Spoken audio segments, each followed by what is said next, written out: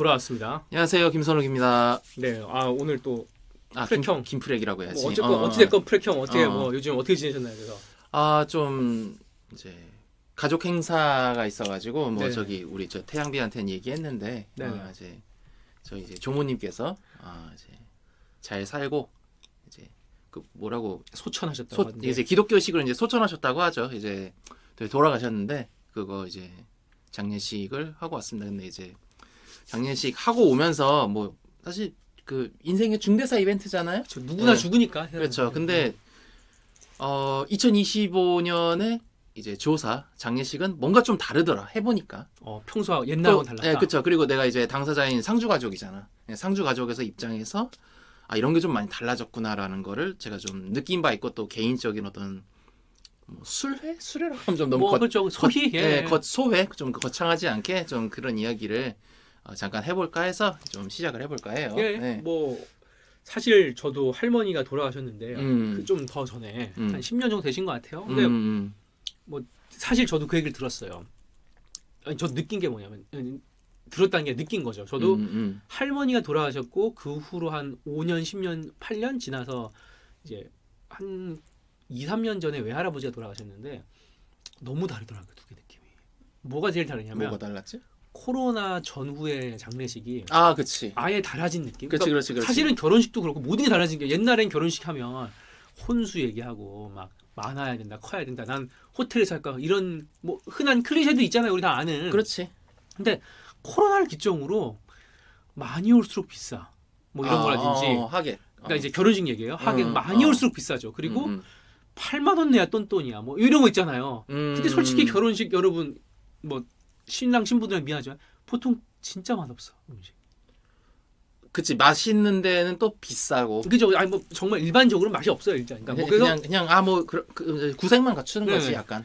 그래서 이 뭔가 전반적으로 약간 이게 뭐지 이런 식으로 다 바뀐 것처럼 장례식도 많이 바뀌었다는 생각은 들더라고요. 뭐 결혼식하고는 다르지만 실제로도 많이 안 오고 또 코로나 시기에 돌아가셨다 보니까 외할아버지님이 이 하시는 일들 동안 일단 웬만하면 오지 말라고 그치. 말을 하게 되고. 그렇지. 요새 이제 사실 지금 오프 코로나 된 지 꽤 됐잖아요. 근데 어른들이나 뭐 이렇게 친지분들 이제 옛날 같았으면 막 왁자왁자 모여가지고 뭐 밥이나 먹자 뭐 이런 얘기하는데 그 한국인의 바이브 아니겠어요? 밥이나 먹자. 근데 이제 그 코로나 때문에 쉽게 그런 얘기를 다 못 하시는 것 같아요. 밥이나 먹자, 얼굴이나 보자 이런 말을. 코로나만 그런 게 아니라 이전에 저희가 그 롤 얘기할 때도 뭐 테디 선수라는 분이 20대 아니야. 그렇지. 근데 뭐 폐렴 때문에 입원했다 이런 얘기 했잖아요. 예, 맞아요. 근데 생각을 해보니까 저도 이번에 감기 걸렸는데 한 달을 가더라고요.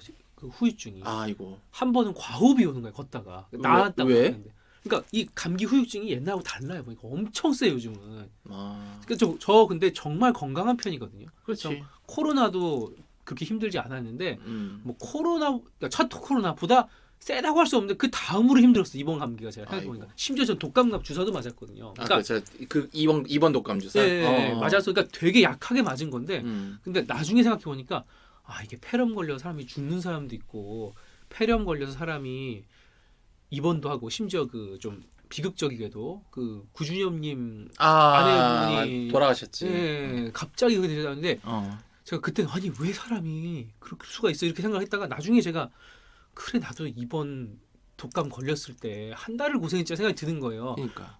하고 나을 줄 아는데 한 2, 3주 뒤에 과호흡이 한두 주 정도 왔거든요. 그래서 마스크 쓰고 다니려고 했어요. 의사 선생님이. 너 감기는 아닌데 마스크는 쓰고 다녀. 이렇게 해서 마스크 쓰니까 좀 낫더라고요. 근데 그게 꽤 무서운 거죠. 그러니까 정말 무섭지. 찬바람에 제가 알러지가 생겨서 막 이렇게 될 정도라는 거니까 아니면 막 미친 듯이 기침을 하고 다시. 최근에 아마 저 기사 보신 분들 느낄 건데 독감이라는 말하고 인플루엔자라는 말을 요새 좀 혼용해서 쓰는데 그러니까 뭔가 이렇게 내가 느끼는 어떤 혹은 기사가 주는 그런 뉘앙스 보면은 독감은 그냥 감기야 그러니까 옛날에 감기는 이제 그냥 베이직하게 막 걸리다 말다 하는 거고 이제 독감은 당신은 오늘 내일 출근을 못 할 수도 있다 뭐 이런 느낌의 그게 독감이고 이제 인플루엔자로 이렇게 넘어오면은 이제 이런 독감이 전국적인 유행을 하고 있을 때라는 그러니까 좀 더 크고 심각한 개념으로 받아들여지게 된 것 같더라고. 기사를 쓰는 걸 보니까. 근데 그래서, 요즘은 옛날보다 훨씬 코로나 이후에 모든 게 세진 것 같은 느낌이 좀 들어요. 그러니까 사람들이 전체적으로 좀 사실 체력이 떨어졌다기보다는 이제 좀 겁내야지. 그리고 감기도 더 세진 것 같아 제 느낌상. 감기는 확실히 세진 것 같아. 진짜. 이 정도가 아니었거든요 예전에. 그러니까. 그래서 그리고 약간 형 말씀을 듣고 보니까 그런 이 질병도 하나의 이유고 그 외에도 이제 개인주의적인 삶이라든지 여러 가지 이유로 확실히 장례식도 결혼식이나 회사나 이런 것처럼 모든 게 뒤바뀌고 있는 것 같아요 지금. 그렇죠.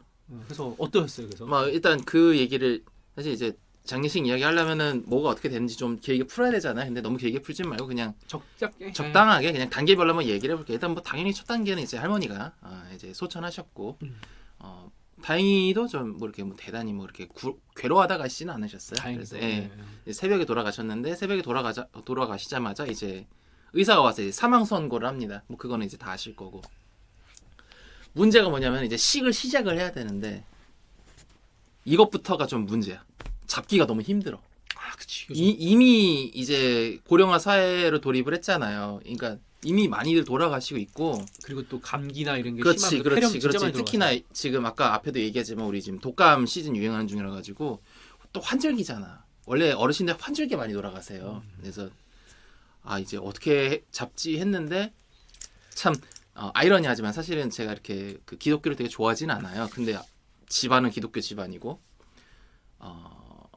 교회 힘을 빌렸다고 해야 될지 이게 교회분 이제 저희 이제 그 고모님 아는 분 지인의 소개로 그 이제 모 대학병원 장례식장을 잡았어요. 그래서 어떻게 잡아가지고 또 이렇게 잡게 됐는데 이제 그 할머니가 돌아가신 데는 그 이제 분당이고 그 모 대학병원 이제 서울에 있는데 이제 옮겨야 되는데 제가 이제 할머니 그 유해를 같이 타고 이렇게 웅구차로 제가 옮겼고요. 그래서 도착했는데 가면은 우리는 좀 우리가 아는 첫 단계 장례식대로 했어요. 이제 입관한 절차 가족들 다 같이 보고 이제 모시고 올라가서 장례식장 꾸미고 뭐 이렇게 했는데 우리는 그렇게 했는데 우리가 그 장례식장 2층인가 그랬잖아요. 2층 참 이 자리를 빌어서 좀 감사하다고 태양비한테.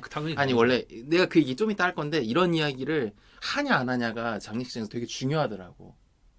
굳이 뭐 우리 사이에 이런 게 아니라 굳이 말을 해놔야 그 의미가 있어지더라고. 근데 이 얘기는 제가 좀 이따 할 거고. 모셨는데 갔더니 그 양복 입고 그러니까 상복이죠. 거기는 어차피 다 상복 입으니까 상복 입고 이 상복에 그냥 상복이 아니라 이런 팔뚝이나 이쪽에 그 회사 패치가 붙어 있는 그런 분들이 되게 많았어요. 장례식 지도사 분들이거든요. 그죠. 상조를 이제는 빼고 말할 수가 없을 것 같아요. 다 상조를 이용해. 그러니까 가족들 중에 이제 장례식 절차를 다 아는 세대는 이제 많이 없는 거야 이제. 그러면 상조의 지도를 받거나 그 집안 어른을 모셔야 되는데 상조가 훨씬 편해. 왜냐면은 진짜 A부터 Z까지 다 알려주고 무엇보다 이 장례 지도사들이 되게 젊더라고요 보니까. 우리보다 어려 한 20, 30대? 많이 쳐줘봐요? 그 장례 지도사부가 되게 웃긴 말이지만 유망 직종이에요. 그렇죠. 왜냐하면 이제 고령화 사이기도 하고. 그럼. 그래서 예를 들면 저도 아는 게 옛날에는 이제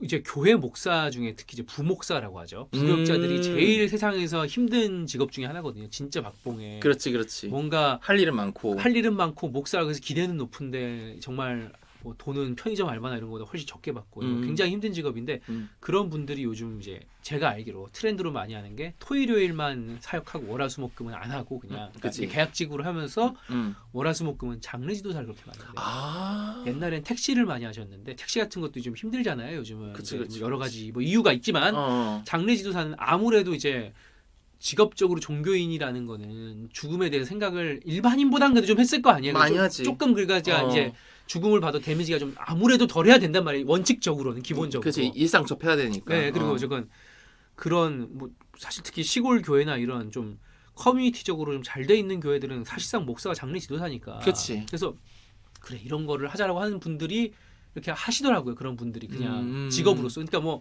너무 틀리지도 않고 그리고 뭐 이제 무교는 무교로 하지만 기독교 하면 기독교 서비스도 해줄 수 있는 거잖아요. 기독교이면 뭐 굳이 무교인데 기독교를 하진 않겠지만 그런 식으로 해서 그냥 하시더라고요. 그만큼 좀 뭔가 이거를 꿀직업이라고 하기에는 너무 좀 숙연해지는 직업이긴 하지만 어쨌건 기피 직업이기 때문에 그렇지. 역설적으로 그리고 할만하다. 할만하다. 많이 할만하죠. 그리고 네. 아무튼 그래가지고 가보면은 또 그거 있다. 그 갔더니 우리가 나이 많은 상주 가족에 속하더라고요. 갔더니 다 상주가 부모님이랑 연령차가 많이 나. 한 기본 한 35, 40 이렇게. 왜 그럴까요? 늦게 본 거야 아이를. 근데 요즘은 그렇지만 옛날에는 그러니까 이제 지금 돌아가신 분들이 대부분은 그래도 한 7, 80대실 거잖아요. 그치. 그때는 아이를 30 전에 보통 낳았을 때는 특히 어머니들은 희한하네요, 그거는 또. 그러니까 그거는 뭐 우리 그 병원 그 측면만 일 수도 있고 뭐 어쨌든 뭐 그런 게 있었고. 그리고 또 뭐라 그래야 되지? 아무튼 그래서 장례 지도사들이 되게 막 바쁘게 막 왔다 갔다 하고 막 상주들이 와가지고 오히려 막 물어보더라고. 어떻게 해야 돼? 이 다음에 어떻게 해야 돼? 막 이런 것도 물어보고. 그리고 이렇게 운영 사무실이 있을 거 아니에요? 그 병원 장례식장 운영 사무실이 24시간 열어놓더라고요. 항상 바빠. 진짜. 그리고 사실 뭐 말이야 바른 말이지만 언제 돌아가실지 모를 거 아니에요. 아무도 모르죠. 그러니까 새벽에 돌아오시면 새벽에 해야죠. 이렇게 하는 거야. 해야죠. 그러면은 와갖고 또 다른 회사 제 장례 지도사들 막 와가지고 막 허겁지겁 세팅하고 막 그런 거 보면서 진짜 옛날하고는 좀 달라졌구나 뭐 그런 것들 느꼈고. 시스템이 좀 다르네. 그리고 이제 우리 때 우리가 뭐 불과 한 5년 10년 전만 해도 식장 가가지고 막 이렇게 핸드폰 보고 있으면 아주 버릇없는 놈이라고 막 욕 먹었잖아요. 근데 이제 그러면 진짜 개꼰대야. 이젠 그럴 수가 없지. 모든 걸 다 스마트폰으로 처리합니다. 일을 접수도 스마트폰. 예를 들어 화환 보내줬잖아요. 스마트폰으로 했죠. 네, 그것도 스마트폰으로 했지. 처음에 화관을 보내야 될 것 같은 거야. 뭐 여러 가지. 그래서 저는 잘 모르지만 저희 어머니는 아무래도 부모님이 돌아가시는 세대잖아요. 저희 어머니는 이제 딱 부모님 한참 보내드리는 시대니까 물어봤어요. 그러니까 어머니가 그러니까 왜냐하면 제가 이제 이 꽃 시장 근처에 살잖아요. 양재 사니까. 그래서 지인도 있고 많이 있단 말이야 거기. 그럴 거 아니에요. 그렇지. 그래서 그렇게 하면 되지 않을까 했더니 뭐 그렇게 하면 귀찮아면서 그냥 모바일로 보내 이러시는 거예요. 진짜 모바일로 하니까 너무 쉬운 거야. 그러니까 또르륵 되는 거야. 진짜 좀 자꾸 외람된 말씀, 좀 불경한 말씀을 자꾸 하게 되는데 불경한 말씀으로 진짜 카카오톡 선물하기만큼 쉽더라고. 맞아요. 정말 또르륵 하면 회관이 아니 그냥 다를 게 없어. 그냥 카카오톡 선물하기고 그 얘기 잘했다. 이제 부고장을 모바일로 보내더라고. 그러니까요. 다 모바일이에요. 이게 이제 종이 부고장 안 보내요. 그리고 그 모바일 부고장이 편해. 왜냐면 누르면은 그 장례식 일정, 장지, 상주, 가족 누구 싹 다 보이니까. 그리고 못 오시는 분들은 이쪽으로 입금하세요 하고 온라인 계좌도 알려주고. 그리고 화관도 한 투 클릭이면 돼. 진짜 농담이지. 한 투 클릭 또르륵 하면 돼 그냥 누르면 그냥 그 원스톱 서비스로 쫙 나오는 거야. 그래가지고 너무 편하더라고 진짜. 그것 때문에 하객분들 중에 막 오냐 어쩌냐 왜 옛날에 그런 거 많았잖아. 막 장례식장에 전화해가지고 막 장례식 통화 수화기 건너편에서 막 꺼이꺼이 울고 있는데 내가 막 여기 와 있어가지고 가질 못하네 막 그래고 그거 자꾸 싫어하고 그런 게 옛날에 우리 땐 되게 많았거든. 클래식한 장례식이죠. 드라마에도 나오고. 근데 이제 그런 게 전혀 없어. 그냥 딱 그 손가락 하나만 움직이면은 쫙 나와. 그냥 모든 원스톱으로 그냥. 참 하긴 요즘은 어르신들도 다 유튜브 보시기 때문에 그러니까 모바일을 다 아신단 말이에요 요즘은. 그래서 되게 재밌었던 게 우리는 그 지도사 안 끼고 했잖아요. 네. 그러니까 그 운영 사무실에서 그 고모 아는 분이 와가지고 도와줬거든. 근데 막 뭘 적는데 갑자기 뭘 이렇게 종이를 이렇게 하나 갖고 오더니 여기 지금 그 상주분들 이제 우리 부모님이죠. 우리 부모님들이랑 우리 우리가 손주잖아 돌아가신 분들은. 주거래 계좌를 쫙 쓰라는 거야. 그래가지고 왜요? 그랬더니 친구별로 이제 다 나눠서 입금을 해준대. 온라인으로. 그게 시스템이 돼 있대. 그래서 받은 다음에 우리 계좌를 넣으면은 알아서 분배가 된다는 거야. 그쪽으로. 약간 좀 테크놀로지를 보고 오셨네요. 진짜 장래 테크놀로지네 진짜. 근데 물론 아직까지는 좀 클래식한 세상이라 종이봉투가 훨씬 많았어. 그렇겠죠. 그렇긴 한데 그런 게 있다. 그리고 실제로 좀 온라인 부조금도 좀 왔고 그래서 그런 거 보면서 뭐가 좀 많이 달라졌구나 막 이런 생각도 했고. 어플리케이션 얘기 조금만 더 하면은 그 장례 앱이 있어요. 아예 따로. 그러니까 이런 거야. 우리는 대학병원에서 했잖아요. 그럼 대학병원에서 운영하는 그 대학 그 어플리케이션 병원 안쪽에 한쪽 섹션으로 가면은 장례 하시는 분들만 쓰는 섹션이 있는 거야. 그럼 거기서 이렇게 다 처리가 되고 이제 사람 구해야 되잖아. 이렇게 음식 차려주신다든지 뭐 이렇게 봐주실 분들. 우리 그거 뭘로 구했는지 알아요? 우리 벼룩시장 앱으로 구했어. 근데 그거 아세요? 벼룩시장이나 교차로 이런 데가 되게 잘 나가요. 그러니까 이런 앱 같은 걸로 이렇게 연결고를 해가지고 생각보다 되게 탄탄해요. 그런 데가. 그러니까 진짜 뭐라 그래야 되죠? 급구 있잖아. 급구. 아. 구인 급구 이거 바로 해결돼. 우리 오자마자 그거 한 두어 번 눌렀더니 1시간인가 있다가 도와드릴게요 하고 옷 차려입고 그 도와주시는 아주머니들 4명이 막 우르르 오는 거야. 무슨 저기 어벤져스 소집하는 것처럼. 근데 깜짝 놀랐다니까 진짜. 저 이제 거기서 식사했잖아요. 어머님들 너무 잘하세요. 완전 프로페셔널이던데. 그러니까 그 봤던 분들 중에 한 4명 5명 있었잖아요. 거기서 둘은 병원에서 보는 거 나머지 분들은 그냥 고용한 분들이야. 유니폼은 그냥 병원에서 맞춰준 거고. 딱 봐도 프로페셔널 하시던데 너무 너무 일이 잘 됐어요. 착착 지나가고 깔끔하고. 그리고 그분들 그 출퇴근한단 말이야. 출퇴근하면서 그렇게 뭐 우리는 아닌데 가끔 이렇게 저기 너무 잘해주시면은 그 저희 상주 가족분들 중에 팁 주는 분들도 있다 그러더라고. 그래서 그 장례식 그 3일간 알바가 피곤하지. 정신적으로나 몸으로나 피곤한데 되게 꿀 알바래. 그분들이 그 사이에서. 그러니까 식당 알바 중에는 좀 고급 알바네. 그치. 그러니까 약간 마치 이거랑 똑같은 거죠. 장례 지도사가 괜찮은 직업인 이유는 죽음이 항상 있는 기피 직종인 것처럼. 그치. 식당도 그 대가로 되게 좋은 직업인 거지. 그리고 거꾸로. 그 식당 얘기 잘한 게 식당 일이랑 거의 비슷한데 결정적인 차이점이 뭐냐면은 그분들이 요리 안 하잖아. 그렇죠. 바깥에서 해오잖아. 그렇죠. 그러니까 나는 세팅해주고 치우기만 하면 되는 거야. 그리고 치울 때 뭐 이렇게 안 닦아. 그냥 그 저기 그 테이블 비닐 이렇게 해가지고 버리면 돼. 그러니까 굉장히 어찌 보면 그러니까 속도인 거야. 속도. 그분들은 빨리 일을 해야 되는 거지. 특히 이제 어찌됐건 그 프렉형 집에서는 좀 일반인 손님이 많았던 편이니까 그치. 손님이 많으면 사실 속도가 전부잖아요. 빨리빨리 식사 보내드려야 되니까. 그렇지. 촉촉촉촉 진행돼야 되는 거죠. 그러니까 밥 먹으면서 봤잖아요. 하는 거. 그렇게 되더라고. 이걸 들으면서 제가 어떤 생각이 드냐면 제가 사실은 저의 그 작가로서 롤모델이 무라카미 하루키거든요. 웃긴데 무라카미 하루키 소설을 제가 20대 이후에나 봤어요. 상실의 시대를. 그치. 그 청소년 권장도서인데 나름. 아니 청소년 때 야하고 이래서 안 본 게 아니라 진짜로 저는 안 봤어요. 왜 안 봤냐면 그냥 제가 무라카미 하루키를 중학교 때 알게 되는데 그때는 에세이를 봤거든요. 어쩌다 우연히 도서관에서. 근데 에세이가 재밌어서 에세이만 봤어요. 원래 저기 하루키는 이제 에세이로 유명하니까. 그래서 소설을 나중에 봤어요. 뭐 이렇게 유명하다는데 내가 생각해보니까 이 사람 에세이를 다 봤는데 원래 자꾸 본업이 소설이 가고 소설을 얘기하는데 내가 소설을 모르니까 이해가 안 되잖아요. 소설 파트가. 그래서 봤거든요.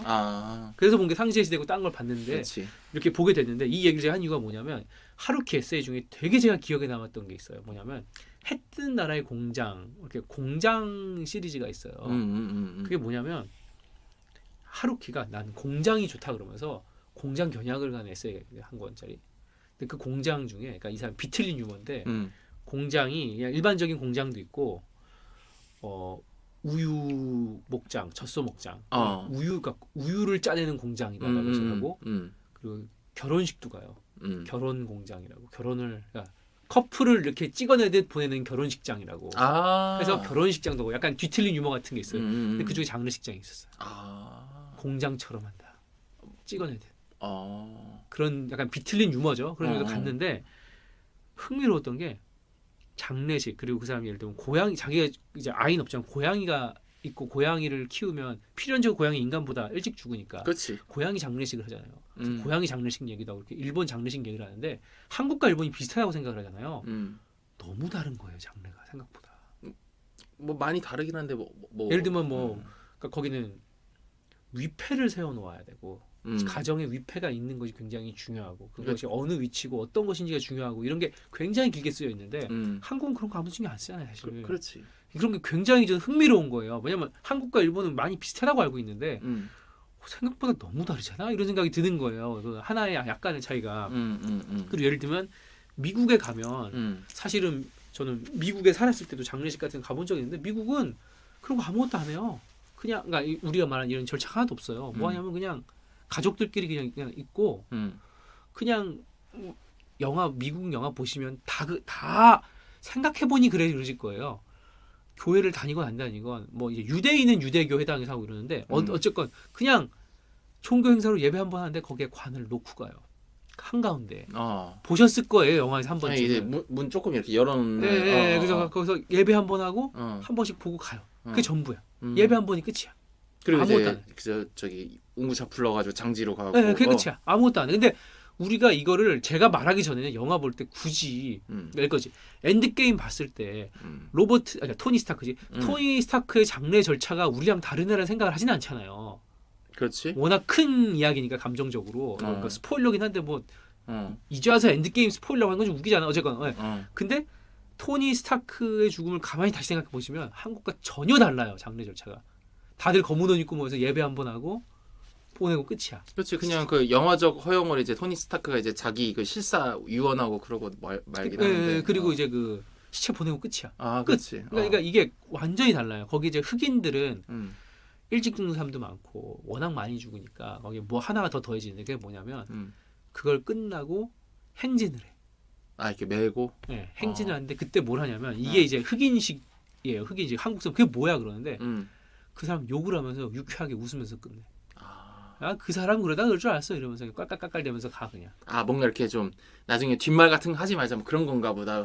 생전에 못한 말이라든가. 그렇기도 하고 좀 즐겁게 모든 거를 풀면서 유머로 해소하자 이런 흑인들 특유의. 그러니까 예를 들면 살다 보면 그 사람과 악감정도 있잖아. 그렇지. 그 모든 걸 다 풀고 보내준다. 네, 그리고 꼭 그리고 유머러스하게 풀어주자. 그러니까 이제 예배를 그러진 않아. 예배는 굉장히 똑같아. 예배 심각하고 그치, 슬프고 그치. 애도하는데 오는 길에 시체로 가고 하는 길에 그리고 그때 하는 게 바로 원래는 마칭 밴드예요. 그게 마칭 밴드에 빰빠빠빠빠 하고 막 뭔지 아시죠? 막 이렇게 불고 이런 거. 원래 슈퍼보울이 마칭 밴드가 있거든요. 그 하프타임 쇼를. 그 마칭 밴드가 원래는 장지 행진 장지까지 갈 때 이렇게. 네, 그리고 신나는 분위기로 일부러. 춤추면서 하는 거 일부러 슬프게. 그렇구나. 흑인들은 그런 걸 뭐 요즘도 하는지는 알겠지만 정통적으로 그렇게 했다고 하더라고요. 원래 흑인 교회의 특유의 정서 그게. 그러니까 이게 제가 이 얘기 자꾸 하는 이유가 그 정서가 생각보다 이게 좀 우리가 다 같아 보여도 다 다르더라고. 그러니까. 한국계 굉장히 이 기독교와 불교와 무속과 이게 약간 섞여서 아름답게 합의를 본 약간 되게 희한한 스타일이고. 거기 사이 어디쯤에 있지. 일본은 딱 신토와 불교 스타일로 딱 한 거고 미국은 이제 예를 들면 겟아웃 보셨어요 영화? 봤어. 겟아웃에서 나오는 백인 가족이 사실 유대교 애들이에요. 와이프가 유대교예요 원래 그 겟아웃 감독 조던 필.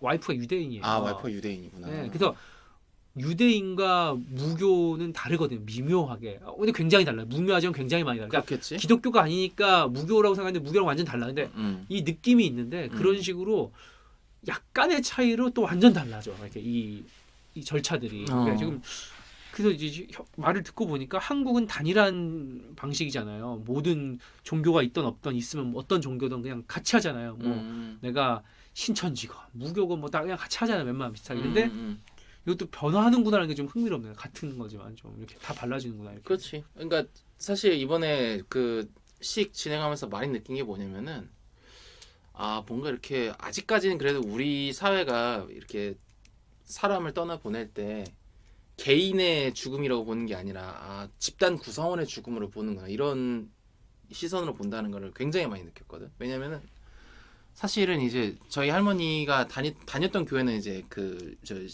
따로 있는데 시골에 계셨겠죠. 시골에 계셨기 때문에 근데 이제 이번에 장례에 와준 교회는 사실은 할머니가 다니던 교회가 아니라 고모님이 다니던 그 대형 교회거든요. 근데 나중에 이제 방명록 정리를 해야 되잖아. 왜냐면 이제 감사의 문자라든가 이런 것도 보내줘야 되니까 한 400명 오셨는데 그 중에 한 350분은 그 교회에서 오신 분들인 것 같더라고. 그러니까 뭔가 이렇게 뭐 우리 교회 권사님의 어머님 뭐 이런 식으로 해가지고 어떻게든 그 카테고리 안에 있었던 분인데 그분이 떠났으니까 이제 그분을 보내면서 그분과 직접적인 관련 있는 사람들을 위로해주자 뭐 이런 느낌으로 좀 많이 접근을 하는 것 같더라고요. 제가 요즘 제일 좋아하는 작가가 나심 탈렙이라는 작가. 맨날 보잖아. 안티프레질 이런 거. 지금도 다시 풀드 바이 랜덤 뉴스 행운의 속다 처음부터 보고 있는데 그 사람이 굉장히 흥미로운 말을 했어요. 무슨 말이냐면 종교는 교리에 대한 것이 아니다. 그럼 뭐야? 그 사람은 종교는 이 그룹에 대한, 그러니까 정체성에 대한 것이다라는 그러면서 하는 말이 그러니까 이 사람의 말이, 그러니까 이 사람 말이 꼭 옳다는 거 아니고 이 사람의 말은 이런 거예요. 한마디로 네가 이슬람이냐 정교회냐는 이슬람적인 문화와 이 풍토와 이 사람이냐 이 정교회적인 사람이냐의 차이라는 거예요. 그러면서 하는 말이 그래서 어떤 조직이나 그룹이나 공동체 안에 들어가는 것이다. 그러니까 그 전통 안에 들어가는 것이다. 그러면서 자기가 정교회인 이유는 우리 가족이 정교회고 나는 정교회 그 집안이고 그룹에 들어가 있고 정교회 전통으로 자라온 사람이기 때문이다. 라는 거예요. 되게 흥미로운 얘기더라고요. 되게. 그러니까 옳고 그름의 문제가 아니라 그 어떤 전통과 어떤 공동체와 정체성의 문제로 이 사람은 보더라고요. 그걸. 그러니까 굉장히 흥미로웠는데 실제로 근데 사람이 보면 교회, 회사 이렇게 몇 가지 그 정체성의 핵심인 게 있거든요. 아니면 뭐 취미 활동이라든지 그거 말고는 사실 결혼식이나 장례식에 올 사람이 별로 없어요. 사실. 그렇지. 그러니까 이 한국의 교회라는 것이 특히 저는 이제 대형 교회나 이런 주류 교회에 사실 저는 어찌 보면 선욱형보다 제가 더 반발이 있거든요. 심지어 오히려 더 잘 알기 때문에. 아니 그건 아니지. 형이 더 잘 아는데 뭐 그냥 또 프렉형도 또 한 교회 아니겠습니까? 나중에 그런 얘기는 나중에 하도록 하고 나중에 썰 풀겠지만 어쨌건 뭐 지금 저는 그래서 제가 하고 싶은 말은 그런 거에 반감이 있음에도 불구하고 있는데 그래서 그런 생각은 들더라고요. 이게 사람이 이 뭉치거나 모일 때 할 수 있는 것이 몇 개 없구나. 교회, 가족, 뭐 이제 동호회, 뭐 축구를 좋아하면 축구, 뭐 골프를 좋아하면 골프, 뭐 있겠죠. 직장 몇 개 없구나. 동네, 그치 동네 사람. 그러니까 그런 한계는 느껴요. 그래서 약간 저는 좀 그런 것들을 이제 저는 절대 이제 기성적인 뭐 예를 들면 소위 말하는 좀 큰 장로교회나 뭐 이런 것들을 가진 않겠지만 절대 그럼에도 불구하고 약간 이런 류의 제가 말을 열거 했던 것들을 뭐 안 하고 끊는 것보다는 좀 재해석해야 된다. 좀 좋게 다시 만들어야 된다. 좋은 방식으로 만들어야 된다. 이런 거에 가까운 것 같아요. 그런 고민을 항상 하는 것 같아요. 요즘 제가 어찌 보면 그 제가 프렉형을 만난 것도 지금은 좀 그런 의미는 아니지만 옛날에 좀 스타크래프트 동호회 때문이잖아요. 지금 그렇지. 같이 게임하고 스타크래프트 뭐 이야기하고 이제 떠들고 밥 먹고 뭐 그러니까 그런 정체성이 있고 같이 더불어 살고 이런 게 회사도 그게 제일 중요하더라고요. 저도 그러니까 느끼는 게 회사만 해도 난 이 상사와 같이 하기 싫어라는 이유로는 해고가 퇴사를 하지 다른 이유는 별로 없는 것 같다는 생각이 들어요. 본질적으로. 그렇죠. 사실은 사람이 전부지. 사람이 전부지 그러니까 진짜로. 이 사람과 같이 8시간을 보내기 싫어. 왜냐면 솔직히 말하면 회사는 평생 다니지 않아서 그렇지. 그 다니는 동안은 배우자보다 오랜 시간 보내거든요. 사실. 그렇지. 배우자와 하루 8시간 못 있어요. 누구도. 그러니까 어마어마한 거예요. 사실. 그러니까 난 여기서 이 사람과 같이 있기 싫어라는 느낌인 것 같고 그런 느낌으로 오고 그런 게 아닌가 생각이 드네요. 이 말씀을 또 더 듣고 보니까 참 장례 많은 걸 배우셨네 되게. 그러니까 그리고 좀 사실은 그냥 그거 외에는 되게 크게 달라진 게 없는 게 이제 많이들 오시고 많이들 이제 우시고 이제 뭐 새삼 참 할머니가 뭐 잘 살았구나 뭐 이런 느낌도 좀 받았고 또 많이들 싸우고 그 식장에서는 안 싸웠어요. 식장에서는 그냥 그렇게 그 사람을 이게 사람이 가운데 있으면 이 사람하고 이 사람 사이에 두고 이렇게 좀 그런 낀 관계가 많이 있잖아요. 근데 낀 관계에서 사이가 안 좋은 사람들이 있을 거 아니야. 그럼 그 사람들 와가지고 네가 여기 왜 왔어? 뭐 이런 그 우리 아주 클래식한 장례식장 싸움 그런 것도 한번 있었고 아무래도 이게 이 친척과 동네 사람 이런 사람들 중에 이제 악감정이나 묵힌 감정이 있는 것도 있으니까 그래서 이제 흑인들이 쌍욕하면서 하는 거야. 이제. 그렇지. 그런 거 같더라. 풀자. 그런 거 같더라고. 그리고 이제 뭐 가족끼리는 뭐 몰랐는데 뭐 나중에 따로 뒤에서 이렇게 뭐 물리적인 접촉은 없었는데 뭐 어쨌건 뭐 샤우팅을 좀 했나 봐요. 그래서 그런 게 좀 있었고 랩 배틀이 벌어지고. 그렇지. 그리고 그 여러분들 진짜 중요하니까 잘 들으세요. 이제 저희는 기본적으로 이제 여러분들 보시는 여러분들의 가족의 이제 안녕과 무탈을 바라지만 이제 만약에 그런 이제 때가 왔을 때 진짜 중요한 거는 배터리야.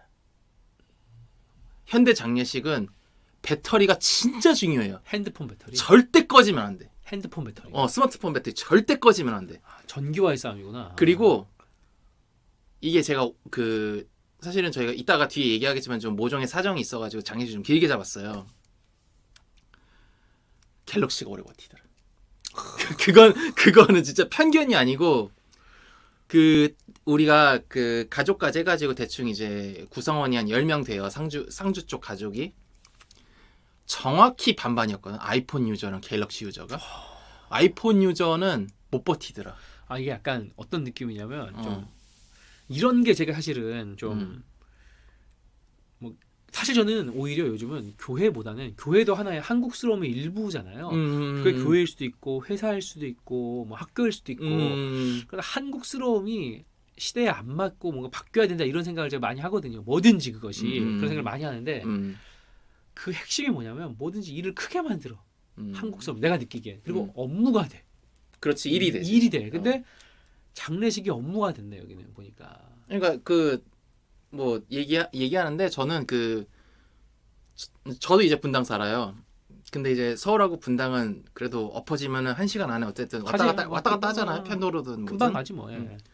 그래서 저는 첫날은 거기서 자고 둘째 날은 내가 몸이 못 견디겠는 거야. 아무래도 좀 장례식장이 그렇게 상주 큰 상주 작은 상주 한 둘 정도는 거기서 지낼 수 있게 이쪽에 침대방도 있고 뭐 창고 같은 것도 있고 이게 제공해 주는데 그 외 사람들은 그냥 뭐 알아서 이제 각자의 컨디션을 이제 조절해야 되기 때문에 그래서 저는 왔다 갔다 했어요. 한 2, 3일은. 진짜 출근하는 느낌이더라고. 시외버스 타고 와가지고 이제 한번 이렇게 했는데 아무튼 그런 게 있었고 아무튼 진짜 배터리 진짜 중요합니다. 왜냐면은 그러니까 업무적인 거지 약간. 그러니까 업무적인 문제도 있는데 우리 이제 평상시에는 뭐 메신저라든가 문자라든가 이런 걸 많이 쓰잖아요. 근데 장례식장은 연락하면은 10건 중에 8건은 전화야. 100%. 전화 그리고 짧은 전화도 아니야. 30초 만에 용건 안 끝나. 기본 1분이란 말이야. 뭐 예를 들어서 뭐 이거 배달했는데 뭐 이게 이렇게 왔어요. 뭐 저기 아저씨 어디 계세요? 지금 오셔야 돼요. 불러야 되고 어디서 주무셨어요? 뭘 어떻게 하셨어요? 그거 한 두어 번 물어보면 3, 4분 그냥 지나가거든. 그러면은 정신 차려보면 배터리가 쭉쭉 빠져 있어 진짜. 근데 이게 말씀을 듣고 보니까 이건 알겠는 게 프렉형이 뭐 한마디로 좀 그래도 집안이 사업을 하니까 좀 뭐 아주 크진 않아도 그래서 관계가 많이 엮여 있어 그런 것 같아요. 저는 일반적인 회사원 집안이니까 저희 집에서 장례식은 그렇게 뭐가 많이 오진 않았거든요. 근데 여긴 딱 보니까 피곤하겠다 싶더라고. 딱 이제 관계가 많잖아요. 딱 봐도 다들 각자 사업을 하시니까. 그렇지. 그러니까 근데 그건 있어요. 사람들한테 연락 많이 온 것도 있는데 우리가 배달 라이더 분들한테 전화를 진짜 많이 했거든. 이제 음식을 바깥에서 가지고 온단 말이야. 앱으로 누르면은. 근데 이 사람들도 알아.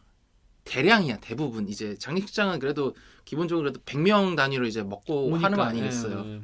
그러니까 이게 사실 라이더 분들 입장에서 작은 거를 많이 하고 싶지 큰 거 한 번 갔다가 작은 거 여러 개 놓치는 거 별로 안 좋아한단 말이야. 그래갖고 예를 들어서 이제 우리 저 식장에서 제일 많이 먹는 게 이제 육개장하고 수육 아니겠어요. 그죠. 수육을 시킬 때 200인분을 시켰어. 어이구. 늦는 거야. 가뜩이나 또 식으면 맛없잖아. 그렇죠. 늦어. 그래갖고 전화를 막 했는데 알고 나중에 이제 그분이 이제 땀에 쩔어가지고 왔어. 그래갖고 네 미안하잖아. 그래서 죄송합니다. 저희도 급해가지고 막 전화를 했습니다. 한다고. 방금 전에 300인분 장례식장 갔다가 진짜 늦었다고 그러는 거야 그분이. 그렇게 되더라고. 그래갖고 막 재촉을 할 수밖에 없어요. 어플리케이션 편하지. 앱 편해요. 누르면은 가. 근데 어쨌든 그거 받는 게 사람이란 말이야. 그래갖고 늦으면은 전화를 할 수밖에 없어. 그렇게 되더라고. 장례식 썰이 이렇게 재밌을 줄은 몰랐네. 또 참 이 어쨌건 손님 맞으니까 그게 되게 그쵸. 복잡하셨겠네요. 그러니까 되게 뭐 또 더 그리고 이거는 이제 뭐 아까 저기 태양비가 잠깐 얘기하긴 했는데 저희 집이 그래도 좀 그 사업 같은 걸 하니까 그러니까 다들 하나씩 하니까 관계가 복잡하잖아 그냥. 그치. 근데 생각을 못 했는데 장례식장 가면은 우리 의뢰 이렇게 병원 장례식장 기준으로 말씀드리는 거예요. 뭐 다른 집도 하겠지만 복도 따라서 벽에 화환을 이렇게 쫙 놓잖아. 근데 그거 구역 정해져 있는 거 알아요? 알죠. 그러니까 예를 들어서 한 층에 장례식 빈소가 3개야. 그러면은 그 이쪽도 오고 이쪽도 오고 우리도 올 거 아니야. 그러면은 뭐 꼭 그런 건 아니겠지만 그래도 대충 그 복도 한쪽 벽면들은 대충 다 채운단 말이에요. 에어리어가 있어. 예를 들어서 우리 집은 화원이 정말 많이 왔어요. 그러겠죠. 예. 화원이 정말 많이 관계가 왔어요. 많으니까. 그래갖고 막 와갖고 장례 지도사가 아니지 그 운영팀에서 와가지고 화환 정리하는 법을 알려주더라고. 쌍주님들이 하시면 된다 그래갖고 화환 정리 정말 열심히 했어요. 막 이렇게 돌려서 넣고 밀어서 넣고 나중에는 어떻게까지 했냐면은 이제 와갖고 꿀팁을 알려주는데 그 보내신 분들 중에 왔다 가신 분들이 있을 거 아니냐. 떼버리라고. 그런 분들을 뒤로 치우고 그렇게 많으니까. 새로 오신 분들 것 중에 그렇게 그 화환 이렇게 그 고인의 명복을 빕니다 하면서 누구에서 왔습니다. 그 띠가 있잖아. 그치. 그 띠만 빼가지고 앞에다 꽂으라는 거야. 근데 그럴 수밖에 없겠다. 왜냐면 이제 프렉형 집안은 수도권에서 하시는 분도 있고 남원에서 하시는 분도 있고 그러니까 어벤져스처럼 올 거니까 막 오니까 그래가지고 이제 그 빈소 찾아주시는 분들 중에 은근히 신경 쓰는 게 이상하다. 내가 먼저 화환을 보냈는데 왜 내 화환이 뒷줄했지? 이런 걸 되게 신경 쓰시더라고. 그런 분들 있죠. 그러니까 되게 어르신 분들. 그러니까 어른들 특히 마음 아파하시니까 그래가지고 어쩌지 이러고 있는데 그분이 오셔가지고 이거 화환째로 치우면은 피곤하니까 그러지 마시고 띠지만 바꿔라. 그럼 된다. 그래갖고 막 그날 밤새도록 다 띠지 빼가지고 다 띠지 세팅하고 참 여러 가지 고민이 있으셨네요. 그리고 그거 있잖아요. 화환에 국화 꽂아서 보내주잖아요. 그거 다 재활용해요. 근데 그거 안 그러면 너무 아깝잖아요. 그러니까 어떻게 재활용하는지 알아? 그거 기독교 집안, 불교 집안이나 그러니까 거의 대부분 우리나라에서 성행하는 모든 대형 종교들 다 비슷하게 할 것 같은데 오히려 종교 안 믿는 집이 향을 피우지. 불교도 안 피우나? 불교도 피는 집이 있고 안 피는 집이 있고 그럴 거야. 그러면은 요새는 대부분 트렌드가 고인 영정사진 이렇게 있으면 앞에 이렇게 그 받침대 같은 게 있어. 그러면 거기다 꽃을 헌화를 하거든요. 맞아요. 그거를 헌화를 하루 하면은 꽃이 다 시들어버린단 말이에요. 그러니까요. 그러면은 화환에서 뽑는 거야. 화환도 똑같이 국화인데 길게 생꽃 뽑아가지고 온 데가 있거든. 그러면 저 뒤쪽에 있는 이제 그 방문하고 왔다 가신 분들 화환 있을 거 아니야. 거기서 막 뽑아.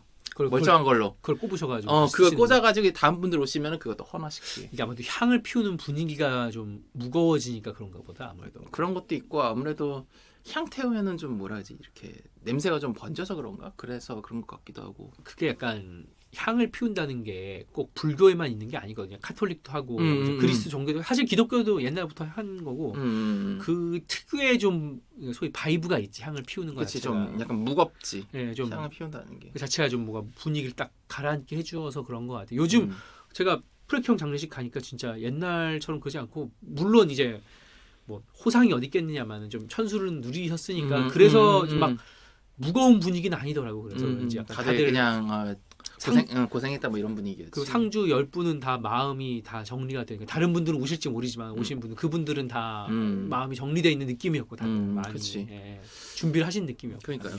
그래서 좀 우리는 그래도 좀 약간 좀 덜 무겁게 진행된 느낌이고 그리고 사실은 이 얘기하려고 이 앞에 모든 장례식장 이야기가 마찬가지인데 마지막 이제 크림 오브 더 크랍 메인 소스 한번 가시죠. 예. 추모공원 일찍 잡으세요. 이거 진짜 이 얘기하고 싶었어요, 진짜. 이제 다 밀려 있어요. 화장이죠. 화장도 힘들어요.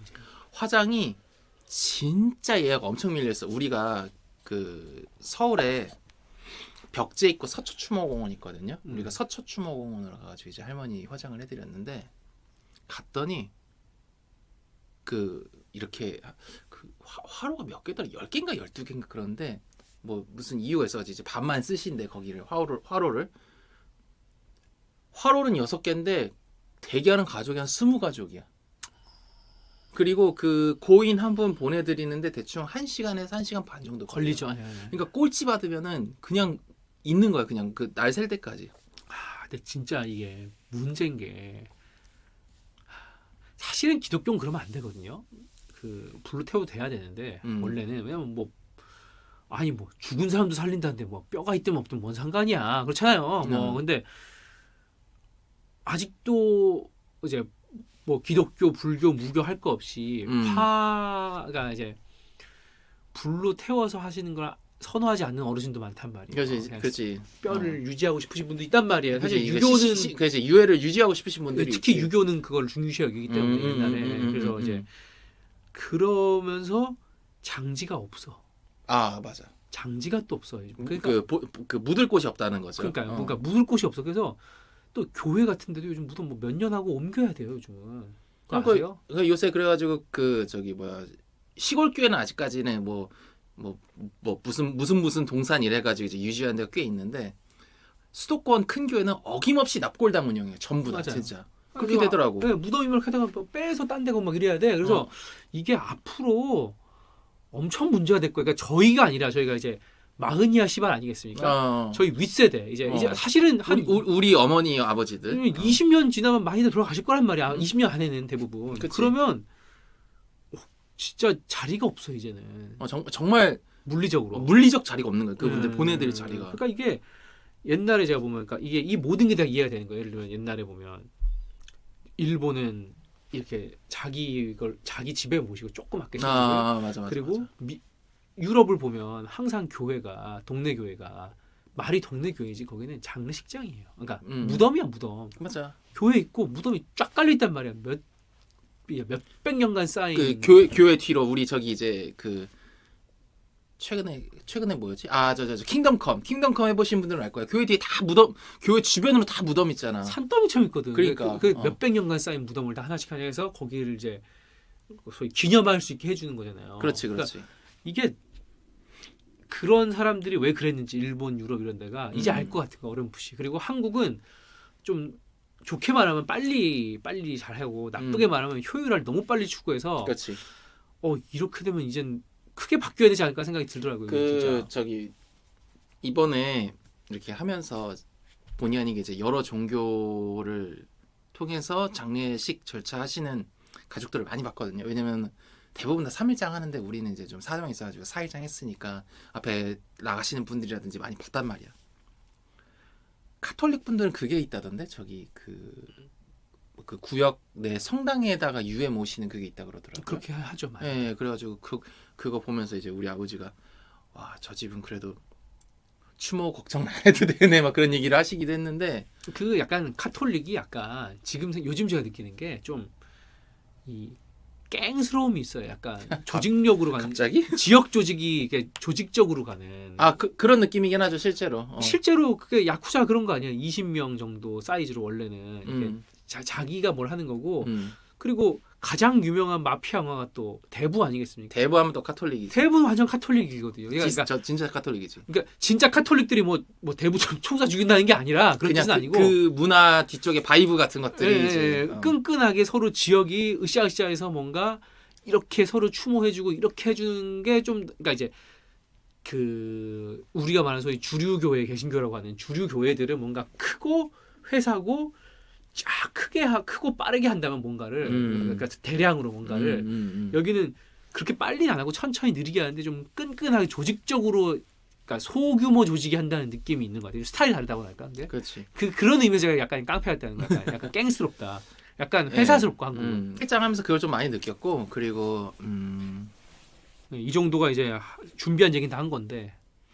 그리고 그 사실은 이번에 좀 반성을 많이 했어요 개인적으로. 이렇게 내가 놔버린 인간관계가 어디 가는 게 아니라 그냥 다 그 자리에 거기 있더라. 그냥 나만 들어가 있다가 나만 나온 거예요.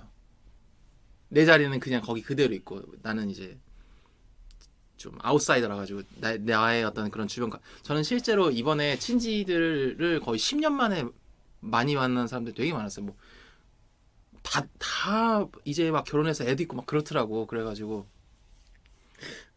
그래서 나는 좀 까먹었지 않았을까 좀 그렇게 생각을 했는데 좀 어쨌든 내가 인간관계를 좀 소홀히 했다는 걸 좀 많이 느꼈고 그리고 앞에도 얘기했는데 굳이 뭘 우리 사이에 이런 걸라는 연락은 그럼 굳이 해야 돼. 굳이 해야지 그 굳이 했던 게 오래 살아남아서 나중에 내가 뭔가 이렇게 그런 내가 뭐 이제 부모님을 보낼 수도 있는 거잖아요. 아니면 뭐 다른 분이 이렇게 뭐 이렇게 돌아가신다든지 뭐 결혼한다든지 뭐 이런 게 있을 거 아니야. 그 굳이 했던 행동들이 구실로 남아가지고 관계가 이어지고 그게 또 어떤 힘으로 발휘되고 그런 게 있더라고. 그래가지고 저 이번에 시 끝나고 처음으로 전체 카톡이란 걸 돌려봤어. 사이즈를 짜가지고 직접 와주신 분들 감사합니다. 뭐 이렇게 해가지고 저희 아버지와 그것도 장례 지도사들이 그 폼을 보내주더라고. 그래서 그거 복사 붙여넣기 해서 보냈는데 그거 보냈더니 어른들이 되게 좋아하더라. 근데 말은 이렇게 하지만 프렉 형이 저는 이제 받지 않습니까 거기서 아, 딱 봐도 프렉 형은 잊을 수가 없는 사람이야. 그러니까 저는 안 믿었거든요. 프렉 형이 자꾸 자기 아버지는 조그맣고 우리 집 사람들은 다 조그맣다. 근데 진짜 그렇더라고. 딱 가니까 혼자 약간 다른 체급이야. 그러니까 혼자 라이트 헤비급이 딱 이러고 180 넘은 사람이 딱 나머지는 다 진짜 머리 하나 작은 저 정도. 이거 저희 둘 사이즈 딱 보시면 아시잖아요. 나머지는 저만 하시더라고요. 커봐야. 근데 혼자 체급 좋은 사람이 딱 이렇게 성격도 좋아가지고 하는데 그러니까 잊혀지는 스타일은 아니고 어쨌든 좀 아무튼, 무거운 네. 이야기지만 누구나 한 번씩은 겪을 수밖에 없는 두 번씩은. 왜냐면 네. 부모 그러니까 물리적으로 사람이 아빠 엄마 있잖아요 누구든. 그럼. 그러니까 두 번은 겪어야 된단 말이야. 그래서 어. 좀 약간 무거운 주제지만 이렇게 좀 색다르게. 네, 그리고 또 이제 어쨌든 뭐 우리 채널명도 그렇지만 마흔이야 시발 아니겠어요? 마흔이 되면은 정말 여러 가지 일이 많이 생깁니다. 예. 정말 이제 약간 이 마흔이 된다는 이 주제 어쩌면 채널에는 제일 걸맞는 주제였던 것 그럼. 같아요. 네. 어쨌건 이런 식으로 뭐 오늘 얘기 마무리하고 어쨌건 이 덕에 저희가 오늘은 이제 슬픔을 얘기했으니까 슬픔 희노애락이잖아요. 기쁨도 있어야잖아요. 그래서 그래 희노애락이고 그리고 이제 보시는 분들은 이제 당연히 저희는 거듭 이제 여러분들의 가족이 건강하길 바라지만 또 이런 일도 있다 생각하시면서 뭐 저희가 뭐 장례 지도사처럼 뭐 그 절차에 A부터 Z까지 뭐 다 알려드린 건 아니지만 이런 게 많이 바뀌었다 뭐 이런 거 말씀드리고 싶어서 이 영상 찍어봤고요. 그리고 마지막으로 진짜 중요한 거 뭘까요? 사망진단서 10장 이상 뽑으세요. 없어서 애먹습니다. 이거 진짜 꿀팁이니까 꼭 들으세요. 예. 언젠가는 이런 꿀팁을 프렉 형이 결혼식 꿀팁을 알려준 그날을 기대해 보면서 마무리하도록 하겠습니다. 네.